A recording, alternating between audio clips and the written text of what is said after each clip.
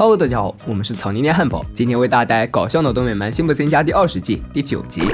辛巴将兄妹俩送到了娱乐中心，虽然他们都很抗拒，但反对无效，辛巴直接一手一个就拎了下去。等你岁数大了，就会怀念这的。小妹不服气，你也岁数大，怎么不一起来玩？辛巴十分欠打的回了一句：“我干嘛要来？又没有人逼我。”说着就开车离开了。小新进的是学少林武术的班，授课老师是漫画男。小新双手合十，颇有礼貌的询问：“请问像您这样的大肉团，懂什么叫功夫吗？”漫画男很自信，表示功夫和体格并没有什么关系，还说小新要是对他技术有所怀疑，在他一声令下之后，可以随意攻击自己。然后他一招手，所有的学员一拥而上，直接把他掀翻在地，痛得漫画男鬼哭狼嚎：“你们这些小朋友怎么不讲武德？”金小妹见是艺术班，授课内容就是画桌上的水果，见调色板的颜色不齐全，金小妹就问老师是否能够补充颜料。老师很是不耐烦：“画你的画，废话别那么多。”听他这么说，金小妹只得安慰自己，这只是打发时间，不要太计较。老师下来检查成果的时候，有一个女孩的画作很特殊，她画的不是给定的参照物，而出于自己的构思。老师忙叫停这个叫茱莉亚的女孩，说她的画不合时宜，又自以为是。茱莉亚不接受老师的批评，她表示自己是在用心作画，还说这个骑士形象来源于乔许·葛洛班。金小妹听了她的话，瞬间觉得这女孩就像葛洛班奈一样有才华。仔细观摩她的画作之后，小妹更是赞不绝口，觉得她的画非常天马行空。老师见又一个跟自己作对的，十分不高兴，直接表示要是不喜欢她的授课方式，大家可以到外面的花花世界里去玩。听她这么说，两人求之不得，头也不回就离开了。走出教室之后，两个女孩在外面闲聊，金小妹很奇怪，怎么以前没有在娱乐中心见过茱莉亚。她告诉金小妹，自己的父亲才被调回春田大学教书，还问金小妹的父母是否也是学者。这个问题就有点尴尬了。金小妹表示，还是先听一下葛洛班的音乐吧。然后两个姑娘就旁若无人的放声歌唱起来，不过对他们来说是享受，对旁人嘛，可就要了命了。紧接着，两人就要第一次出去玩了。金小妹很珍视这位新交的朋友，想在见面时候挑些糖果给他。小新连提了好几个建议，金小妹都觉得不满意，还是阿普的意见最终得到了采纳。准备工作已经就绪，金小妹来到了茱莉亚就读的学校外等着她。见面之后，茱莉亚拿出了艺术馆的会员卡，这应该是他们都喜欢的去处了。果然，一进入艺术馆，两姑娘就这里瞅瞅，那里看看，好不快活。第一次出游之后，两位女孩的感情直线升温。金小妹邀请茱莉亚来家里做客，亲妈很是高兴，女儿的行为终于跟书上所说的差不多了，也就是正常儿童行为。说话间，姑娘们就跑了进来，她们看起来十分高兴。小妹还问妈妈能否留茱莉亚在家过夜。吃饭的时候，小妹向家里人了解茱莉亚的父母，她的父亲是首位约翰格奖获得者，他论证了时代的罪魁祸首是司法制度本身，这让辛巴又找到了推卸责任的理由。回到卧室后，女孩们决定构思一个自己的国度，首先解决的问题就是名字。茱莉亚提议就叫和平乐土吧，金小妹觉得这个名字很不错，和平乐土，人人平等，只不过他们得是这个世界的王，毕竟总得有人管理他们嘛。这时辛妈进来给孩子们关灯，待他走后，茱莉亚坐了起来。Lisa， 你愿意当我最好的朋友吗？虽然这个问题来得很突然，但辛小妹表示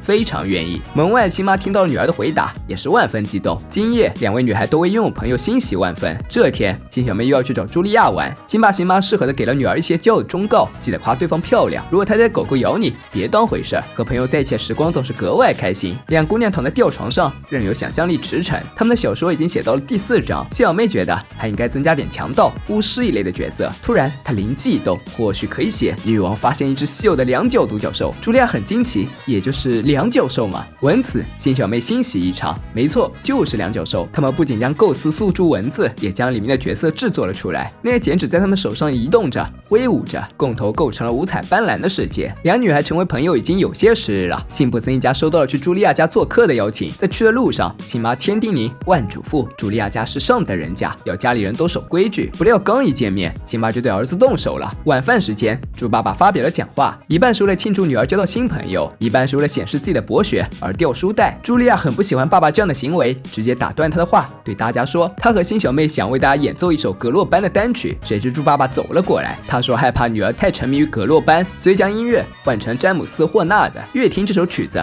茱莉亚的表情就越不对劲。终于他忍耐到了极限，茱莉亚对父亲说，我讨厌第3乐章，讨厌死了。说完他就哭着跑走了。小妹第一时间追了出去，这场场晚宴确实有点如芒在背，如鲠在喉，如坐针毡。出来之后，新小妹发现茱莉亚只是呆呆的坐着，于是又跟着坐了下来，问她情况如何。茱莉亚表示她感觉良好，还问新小妹有没有发现他们。看眼前空无一物的黑暗，新小妹突然觉得后背发凉。不过在茱莉亚说她看见了和平乐土的世界后，新小妹转过头也看到那个世界，那里晴空万里，人们快乐富足，还有精灵在空中飞舞。一位仙女家们前来，弓箭对2位女皇行了个礼。这里出现那些世上所没有的生物，都完完全全符合他们的想象。那是他们最喜欢的两脚兽，吃了东西之后能吐出美丽的彩虹。音乐起，所有的生物都跳起舞来。进入过那个世界之后，两女儿就更加沉迷于小说创作了。对于妈妈的关心，新小妹格外抗拒，最后辛巴只能委屈的离开了。校长也发现新小妹的异常，他叫来了辛爸辛妈，说明了情况。新小妹注意力不集中，还胡编乱造，整日都活在自己的小世界里。辛爸听到这些倒是不甚在意，还笑个不停。你说这些不是小辛吗？不过辛妈还知道症结所在，自从交了新朋友，他们的女儿就变得不可理喻。校长很认同，表示也在新小妹的交友主页上看到过那个女孩。回到家后，辛妈告诉女儿，她以后不能再见茱莉亚了。新小妹简直难以置信，她一直觉得妈妈应该希望自己有个朋友。辛妈没有多说什么，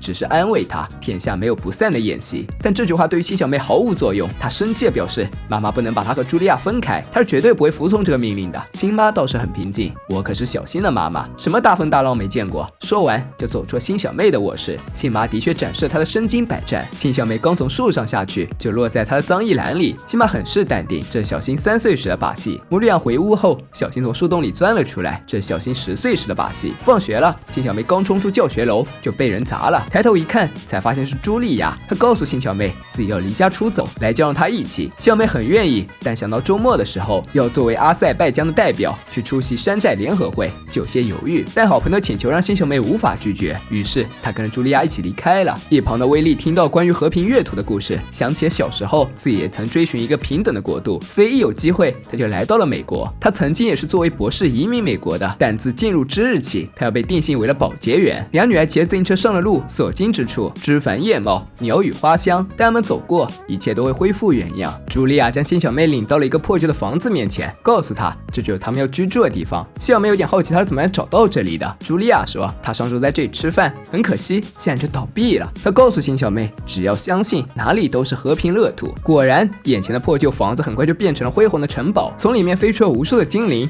带他们进去之后，一切恢复了原样。晚餐时间到了，亲妈想起了女儿，她想知道新小妹是否在山寨联合国。这时一个电话打了进来，是马丁打来的。他告诉亲妈，新小妹并没有出席山寨联合国。得知这个消息之后，亲妈十分自责，要是她能放任女儿和麻烦女孩交朋友，现在就不至于会失去她消息了。小新觉得妹妹可能跑去某处假象出来的城堡乐园。城堡，这倒是提醒了新妈，她知道2位姑娘会在哪了。茱莉亚倒是随遇而安，依旧醉心于她的创作，但新小妹就没有那么好的精力了。她开始思考餐馆倒闭的现实原因，没有谁会开车到林子中间来吃蛤蜊。这时辛普森家抵达了目的地，然后新小妹就透过窗户看到自己的家人，她很高兴此时他们能够出现，但结果注定要让新小妹失望了，因为她的家人找错地方，来这里的是3位混混。这倒闭的餐厅原是他们的藏身之处，眼见自己的秘密被发现，混混们将2位女孩绑了起来，关进笼子里。做好一切之后，他们有些饿了，于是就留穿白衣服的小白守着囚犯，其余2人出去觅食了。身陷绝境让新小妹很心慌，茱莉亚安慰她，闭上眼睛，你就在和平乐土。可是和平乐土并不是真的，也许如你所说，但比现在情况好多了。于是2个人牵着手，又开始描绘和平乐土中的世界。然后人族和精灵族两军对峙，蓄势待发。惊天地气会神的呼喊声中，他们向着战场中心冲去，旗帜在微风中飘扬。他们的话引起了小白的注意。后来呢？后来怎么样了？为了能够更好的听故事，小白将2位女孩放了出来。那2位混混回来后，看到眼前场景都惊呆了，咋就把这2人放了出来呢？其中一个注意到了新小妹手中的本子，这是什么东西？有2位才华横溢的作家写的处女作小说。茱莉亚的话让他们起了兴趣，将它烧掉的话，应该会很好玩吧。在即将点的那一瞬间，小白觉醒了，在他的眼中，那2混混俨然变成和女王作对的怪兽。他立刻冲过去跟他们打了起来。趁乱，新小妹带着茱莉亚离开了。返回的路上，小妹告诉茱莉亚自己不会再去和平乐土了，那地方的确很特别，但她要活在现实世界。茱莉亚难以置信，现实世界那里住的都是想不出好点子的庸人。她向新小妹道了别，永远的离开了。2个月后，小妹寄出了手稿，收到了回信。很不幸，和平乐土传奇并没有被采纳。辛妈当时竭力安慰女儿，而辛爸呢，感觉打通了任督二脉，也打算写本小说，关于自己做爸爸的经历。不过他刚把人物特性想出来，就阿爸的什么也不知道了。